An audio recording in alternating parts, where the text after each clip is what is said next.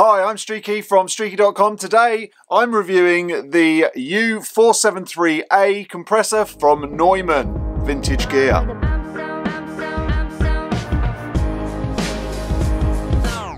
Hi, if you're new here, I'm Streaky. I'm a mastering engineer. I've been mastering for about 25 years for super high-end people and super low-end people and everyone in between. This channel is for people who like audio, like me. I review equipment, I listen to speakers and tell you what I think about them, headphones, talk about pro audio stuff, mixing, mastering, and everything in between, just so that people can get an understanding of how to listen well and to work in better environments. So today I'm reviewing a vintage piece of gear, which is something I've had for quite a while. It's a Neumann VCA compressor, basically. These come from an old console, which used to be, back in the day, before you had any of this nonsense, and you were just going straight from tape through a desk and to vinyl. The desk in the middle was made by Neumann, who also made the cutting lathe, and they had different racks in them. Put a picture up now so you can see. And they had a couple of compressors left and right. They had some EQs and bits and bobs. So obviously those desks have been ripped apart over the years,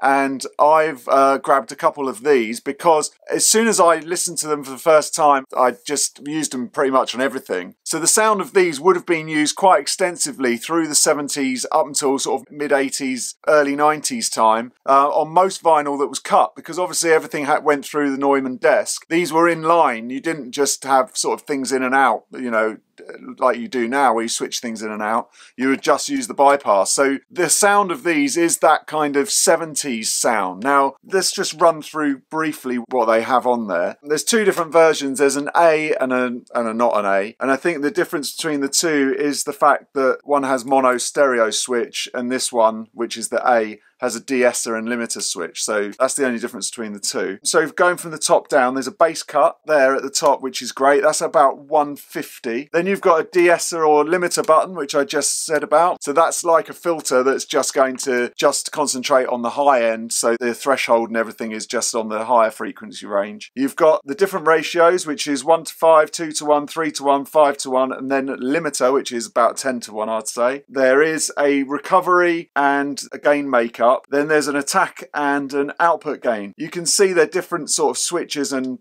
pots, because a lot of the time you kind of set it up with your output gain and you set it up with your makeup gain, kind of, and you leave it. It's kind of in, and then you push into it, and then you're obviously just using the lights on it just to see how much you're limiting. And that's a really good point for everything that I say, and this is kind of where I learned how to not use a compressor, you know, so that you're smashing levels, because I used to always use this and just tickle it in the one, so you could just see the red light going a little bit, and then that kind of obviously has then led on to when I've used other compressors and taken the same theory and just tickled them a bit just to get a bit of the sound, because these are quite lethal. They really grab stuff hard, so you really don't want to be putting too much through them. If you're using them, obviously if you're using them for drums or anything like that, then totally different scenario. But these are mastering compressors, really, or, you know, put them on the end of your mix bus. That's what they're primarily made for the cutting lathe. So there's an expander section which has got a threshold and a recovery, and you can have that in or out, and then there's bypasses. On this unit here I've had it modded with a stereo link so that one can control both. But for me, stereo links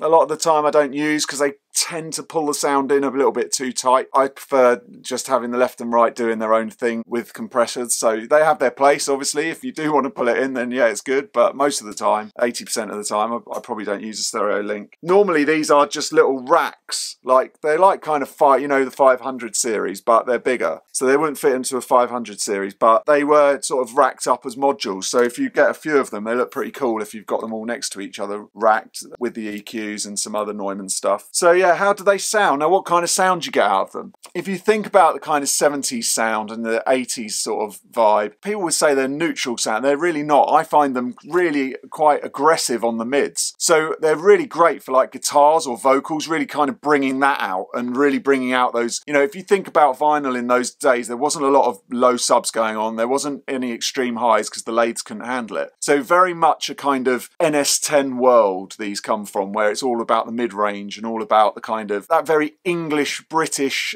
you know, Europe, Germany, well, they're German, so it's more German than British, I suppose, but you know, you understand what I mean by the kind of, that sound, that British kind of hard mid sound. That's what you achieve with these. So they're great to have in your rack, just so that if you get some guitar stuff, you can really kind of rip into it and you get a really nice sound on them. So yeah, I've used them a lot for that kind of thing. So I'll do some before and after samples of this, because everyone keeps asking me for those. So now let's switch to those and we'll play out with those. If you want me to master for you, there is a discount code below for getting this far in the video. Until next time, thanks for watching. Bye.